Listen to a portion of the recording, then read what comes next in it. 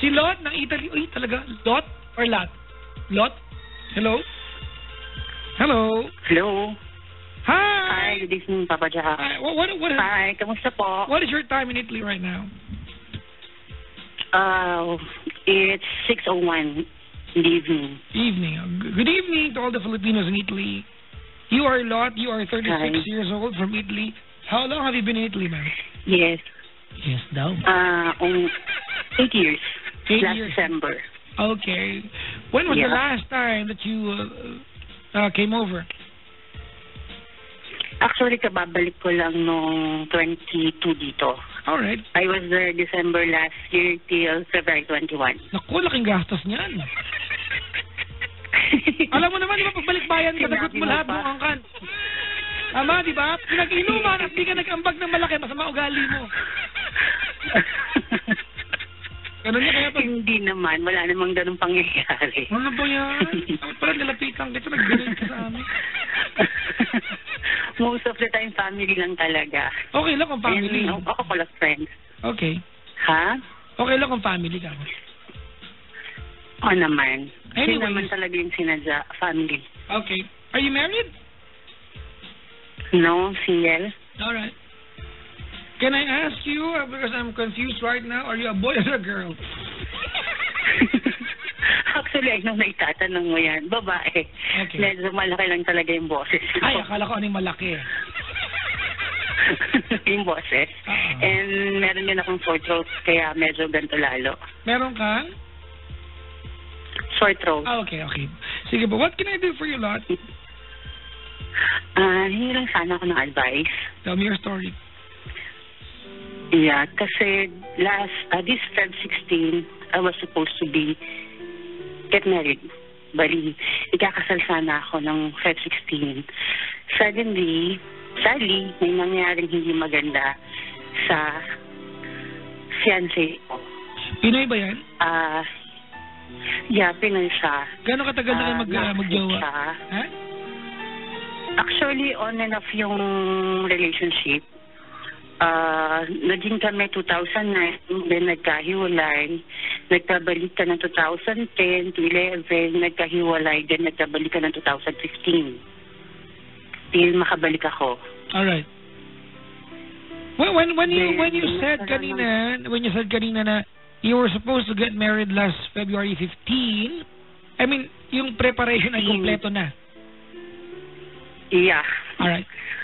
Kompleto. Ano lang naman siya, civil. Okay. Civil lang siya. May date na, nakatalagaan simbahan, or Yeah, ang judge. meron lahat. Alright. Meron ng application Ang for wala lang is yung reception lang wala kasi hinold ko talaga siya. Because nung nangyari yung accident sa kanya, alam ko na nag-doubt na siya biglang ituloy yung wedding. Okay. May nangyari aksidente. Kasi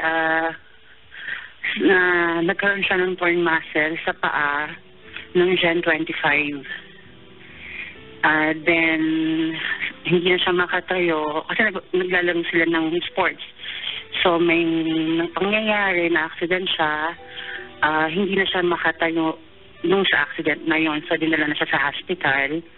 Then, sabi sa hospital, kailangang operahan yung paa niya. Actually, merong two choices. Either i-cast or i-opera. Kailan po nangyari yan? So, sa cast, nung January 25 lang. Okay. Alright. That same day, release yung marriage license namin. So, yun. Nagkaroon siya ng accident. So, naging decision is operahan yung paa niya. Kasi sabi niya ng doktor, yun yung pinaka-the best way. So, from January 25, nag-antay. I think na-operahan siya ng January, before the month end. Siguro mga January 28. Hindi ko na ma-recall masyado yung date. Pero I think it's January 28.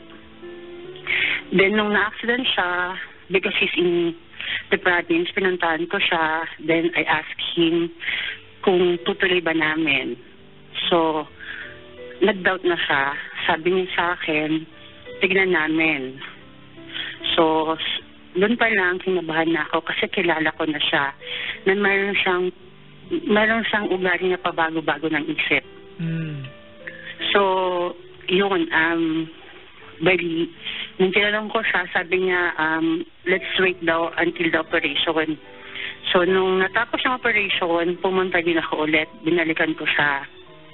Then, pumunta yung doctor. Bali, nasa labas ako ng room dahil maraming visitors. Then, talagang pinilit ko na kausapin yung doctor kahit hindi ko kilala. And then, tinanong ko yung doctor about his situation. Then, sabi naman ng doktor, kasi nga sinabi ko na we're about to get married that day sa February. Sabi ng doktor, medyo maselan talaga yung kalagayan. Kasi nga sabi niya, after the operation, he needs to be bed rest for 3 weeks, then 3 to 4 months yung recovery. Then, sinanong ko yung doktor, is it possible na pwede siyang ibiyahe or matuloy yung kasal? Sinabi ng doktor na pwede naman, may wheelchair naman, so bakit hindi? Kaya lang, malaki yung risk. So, nung gabi na yun, kami na lang dalawa sa room, I asked him ulit kung itutuloy namin. Hindi na ako sinasagot pa ng diretso until hindi ko masyadong pressure kasi alam ko yung pain na nararamdaman niya dun sa operation niya. So, till morning, paluwas na ako kasi may pupuntahan akong occasion. I asked him again. Sabi niya sa akin, i-postpone namin. Actually, bago pa lahat ng mangyayari, sinabi ko sa kanya noon na baka magdalawang isip siya kasi nga kilala ko na siya. Sabi niya hindi, seryoso siya, totoo na tutuloy na to. So, kumbaga hingi ako ng assurance kasi babae ako. Sabi ko sa kanya, in case na magbago yung isip mo, na sa akin lahat yung kakahihingan pati sa family ko, which is ayokong mangyari.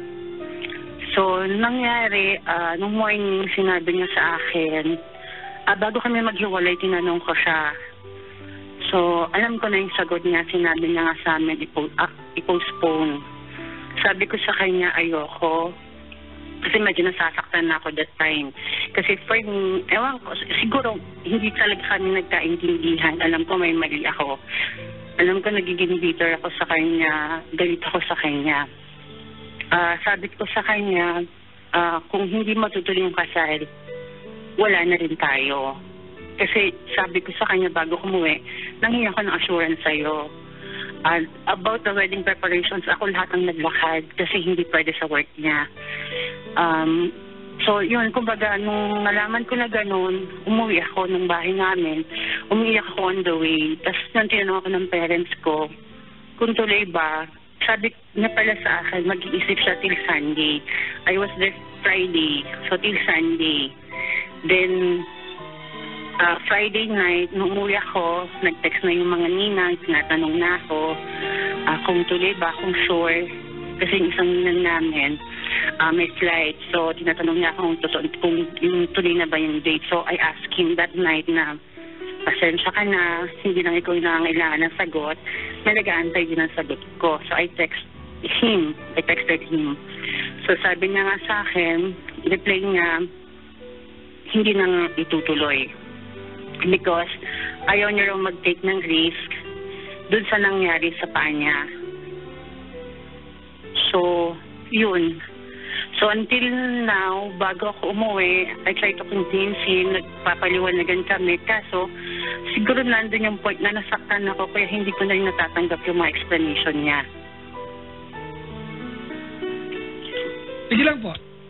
Then, yun, hanggang sa makarating ako dito na hindi ko na siya kinakausap. Ay, dinako na siya sa lahat ng sa okay, FB, question. Lon? Yes? I completely understand where you're coming from. Kasal ito di ba para hindi matuloy ito, and evidently you were the one who wanted it more than him. Naniniwala ka ba na yung kanyang pagtanggi, i-rephrase ko lang, naniniwala ka ba na kung sakaling hindi siya na-aksidente, matutuloy ang kasal?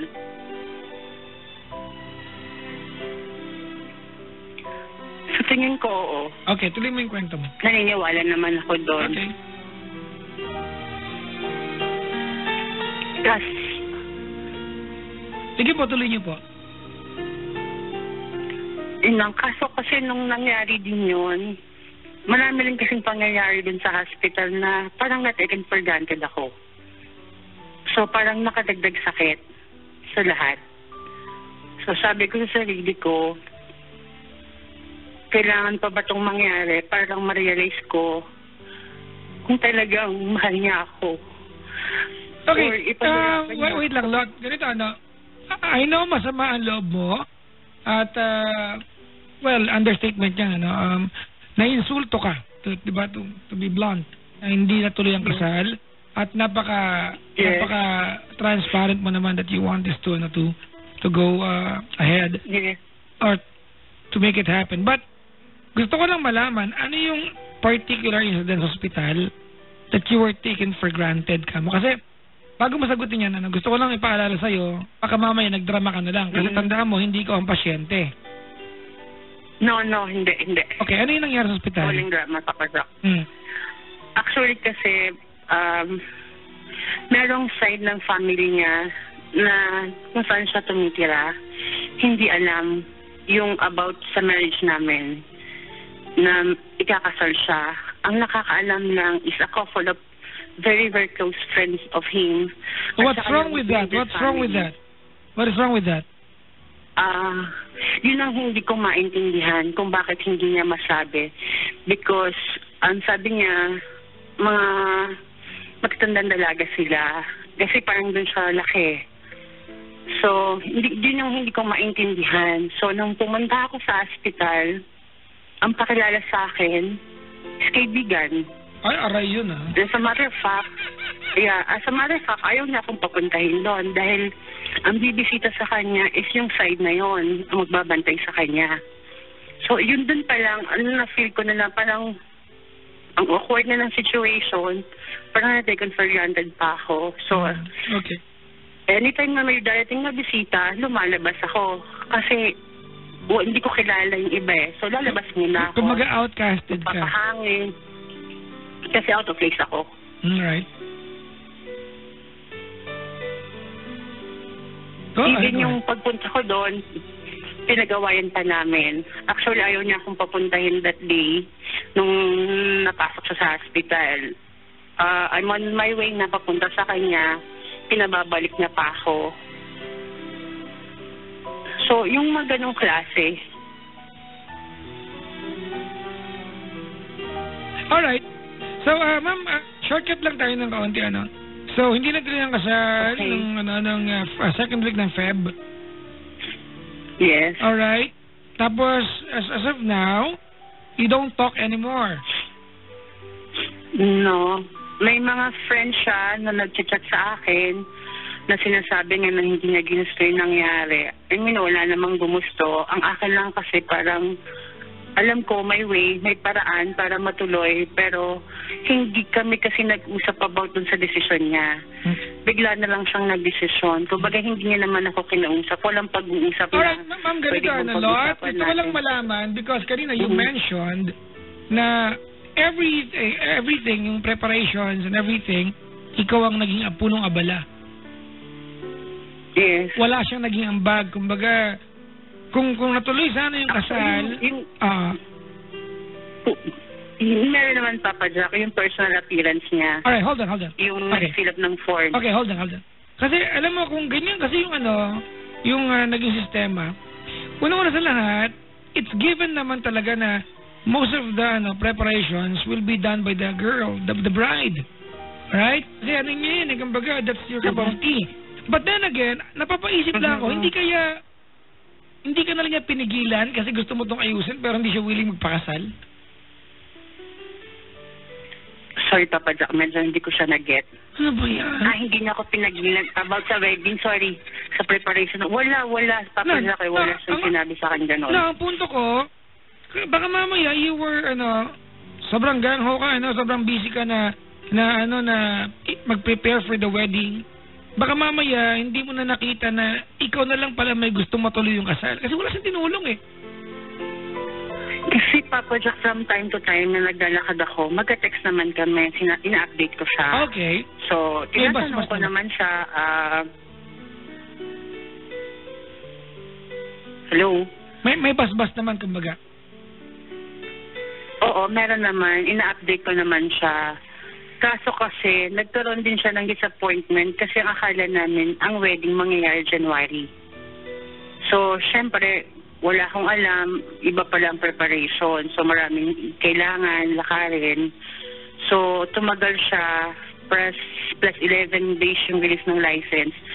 So, we have to wait for 2 weeks. So, kaya inabot siya ng February. Alright, question. What's your question? Actually, parang a man's point of view, yung situation niya, kasi sabi niya nga, hindi niya ginusto, kaso kasi talagang sobrang nasaktan ako. Yeah, understandably. So, na nagalit ako. Yeah, naintindihan kita. Parang gusto nga, pati mga friends na-advise sa akin. At actually, marami nag-advise, kaya lang medyo magulo yung utak ko. Kasi mahal ko yung tao. Gusto kong bigyan ng second chance, pero takot na ako eh. Okay, hold on. Siya ba ay humihingi ng second chance? Yun nga yung wala eh. Sabi kasi ng friend niya, actually hindi na rin siya nag-sorry sa akin. Sabi ng friend niya, ka-chat ko, sabi daw sa kanya, ayaw niya raw sabayan yung galit ko. Kasi talagang alam niyang galit ako. So, ayaw niya muna kung... Actually, nangyayari naman siya even before. Pag nag-aaway kami, isa sa amin nagpapakalma bago mag-usap. Kaso, parang ang tagal na, ilang linggo na. Hanggang sa makabalik ako, wala akong naririnig sa kanya. Parang kailangan ba ako na naman yung gagawa ng paraan para ma-text ko siya.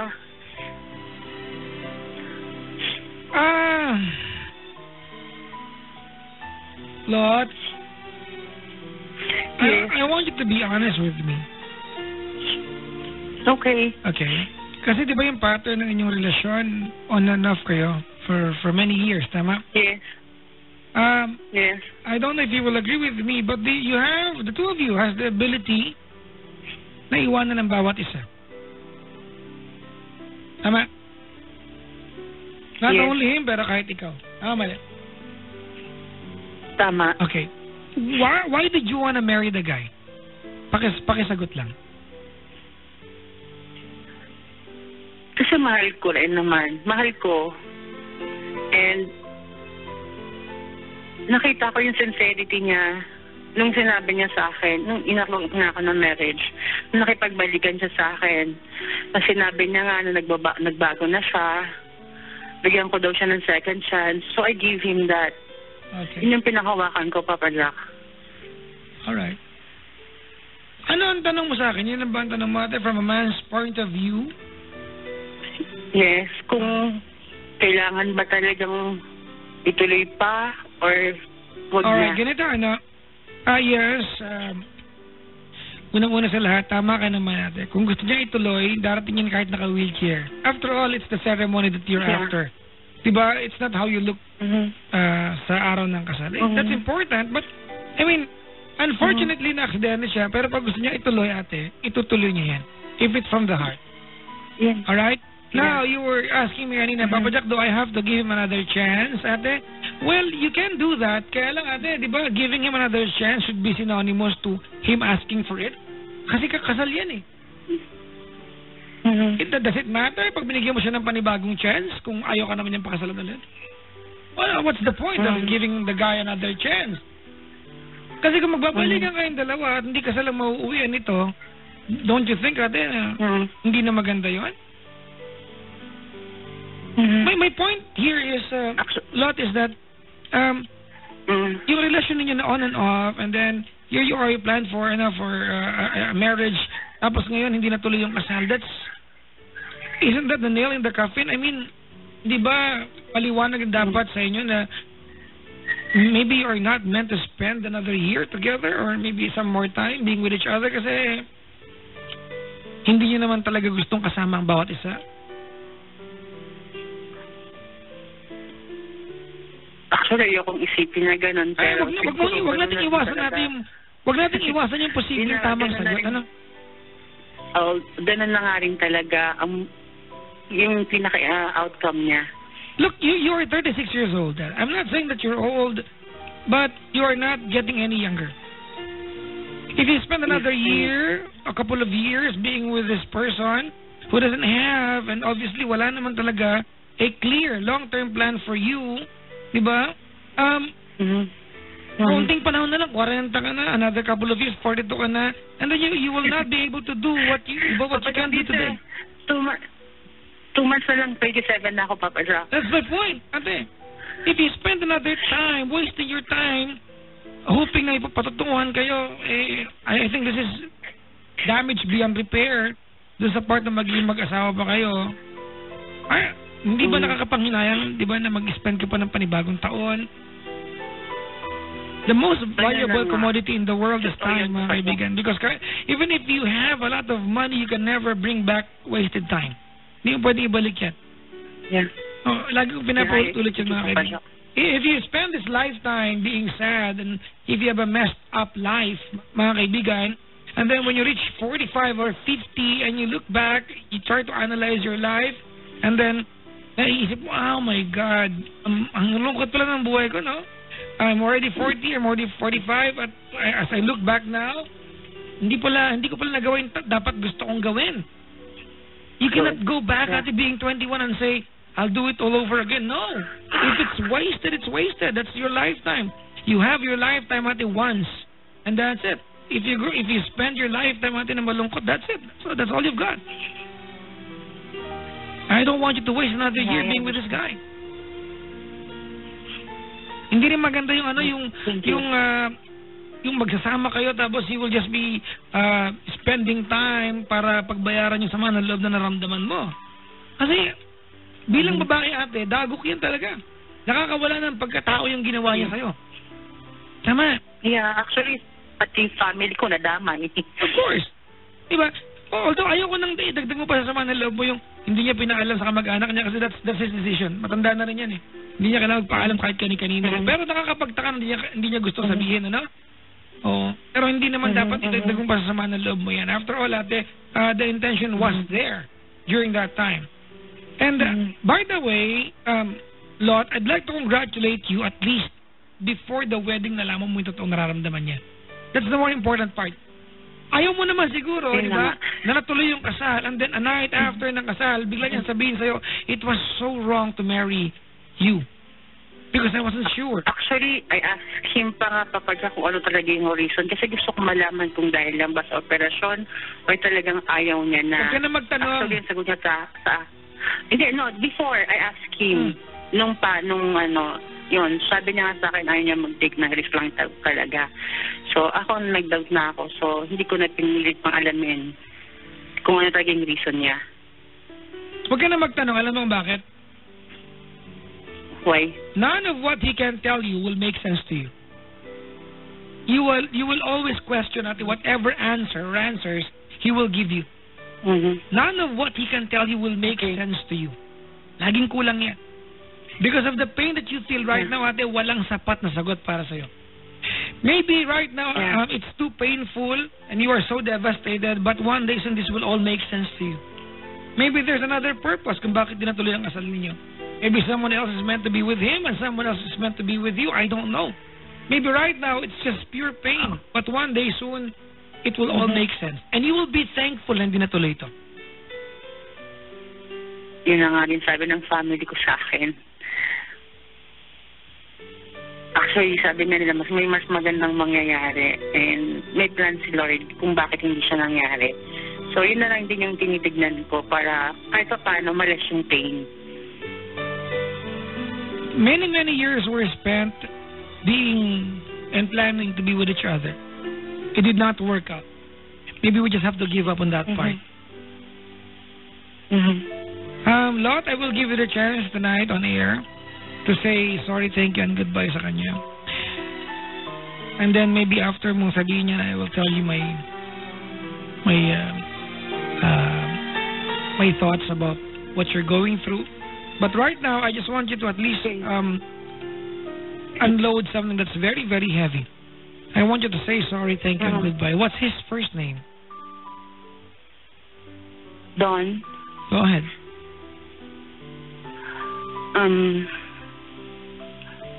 Don, I'd like to say sorry kung naging sobrang bitter ako sa mga text ko sa'yo.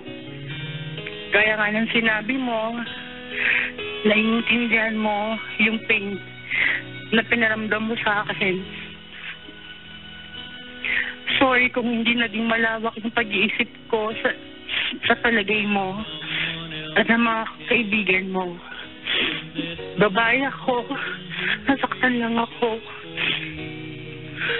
Nagmahal ako, nagtiwala ako.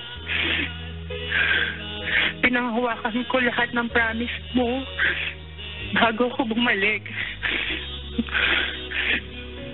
Na magbabago ka, na magiging okay tayo.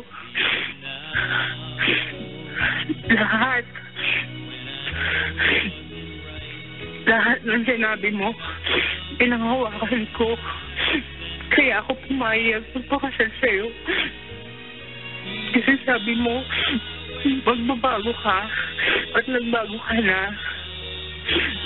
Kaso nung pag-uwi ko, iba yung pinaramdam mo sa akin. Kaya sorry kung hanggang ngayon, matindi pa rin yung galit, yung pain.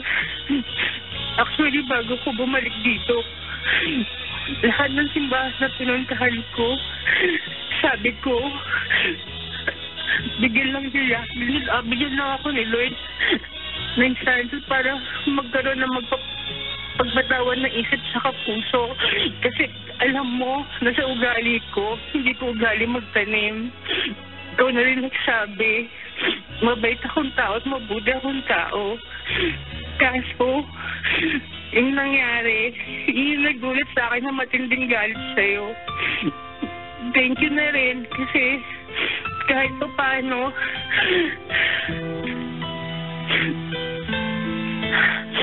naging masaya naman ako dun sa dance na pag-uwi ko, nagkita tayo. Thank you kasi kahit pa paano, sa 36 years ko, na-experience ko rin yung may tao nag-propose sa akin. Kahit hindi na tuloy yung wedding. Thank you kasi sobrang tinanggap ako ng family mo. Lalo na yung father side mo. Sobrang nila akong ni-welcome. Pati sa mama mo, siguro yun na rin yung isang nakakapagpasakit ng puso ko. And goodbye. Kasi alam kong wala na rin naman ang pupuntahan. Alam kong magkakasakitan lang tayo. Alam nating pareho kung saan tayo dadalhin ng long distance relationship. Kaya yun na rin ang sinabi ko sa'yo. Ayoko maghintay sa wala. Ayoko ipagpatuloy, tapos babalik na naman ako nang walang mangyayari. Sorry kung hindi kita naintindihan. Yun lang, babagyak.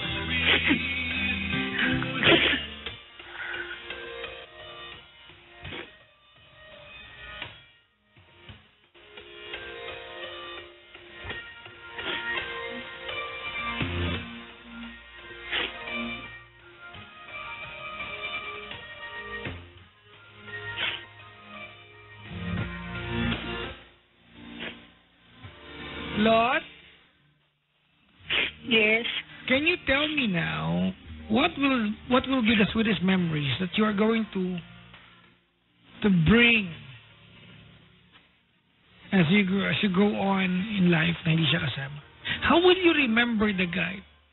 For instance, what if we meet each other, tayong dalawa, magkita tayo 5 years from now? How will you tell me about him? Actually, Papa Jack, sa pagiging faithful. I want you to tell him. I want you to tell him that. I want you to tell him how much you appreciate all the things na pinagsamaan ninyo. Go ahead. Mga maaalala mo. Actually, nung umuwi ako, nagulat yung parents ko about the wedding. Yung tinawag ko pala sa kanila. sabi nila, baka lokohin ka lang yan. Baka ganito, ganyan. Pag wala ka, magloko siya. Ang unang-unang sinabi ko sa parents ko, kilala ko siya na hindi siya mandalokong tao. Kilala ko siya na mabuting tao. So, hindi nga lang siya showy, pero kahit pa paano naman nararamdaman ko sa mga text niya na nagkikare siya, na pag nagpapaalam siya sa akin na busy siya, na hindi siya makakatawag or makaka-text, yung mga tipong gayon, Papa Jack, yung pagiging makulit niya at pagiging maganda ng boses niya, na pagtatawag ako sa kanya, kinakantahan niya ako. Siguro niya yung pinaka-number 1, Papa Jack, kasi maganda yung boses niya. So every time na mag-request ako sa kanya ng kanta, kakantahan niya ako. So yung ganun, Papa Jack, yung mga maalala ko.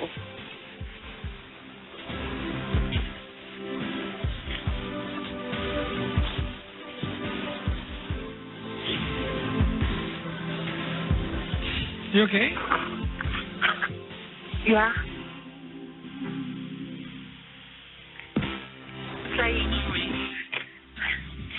It's okay not to be okay. Yeah. Lord? Yes. Ayaw kitang plastikin na. After all, hindi naman yung tinawag mo dito. But it Yeah. will take a very, very long time for you to recover from this. Ito nangyari sa buhay mo na to I know. will give you so much fear about committing yourself to the next person who will offer you a good intention or maybe being with you. And that's scary. Mm-hmm. And I would understand if you will feel that way. I don't know if there is anything I can tell you to make this a lot better for you. I guess there's none. But then again, tama ka naman talaga, ano? I mean, I love that when you said, at least in my 36 years of existence, may nag-propose sa akin. That was a very sweet but very painful statement to hear from you. But I am with you. It's the thought that counts. Thank you. Tama, di ba? At least naranasan mo nga. At least pag dumating yung time na nagkakatawanan na, pag hindi na masakit ito, pag ito isang kwentong bayan na lang, pag nag-aapir-apir na kayo magkakaibigan at kinikwento mo to at hindi na nakakaiyak, di ba? Ikakwento mo siya na magaan, di ba? Because maybe you have gone through something that a lot of girls, di ba, would want to happen to them pero hindi nangyari sa kanila. I mean, maybe I'm sugarcoating things here. Maybe I'm trying to make it look good sa iyo.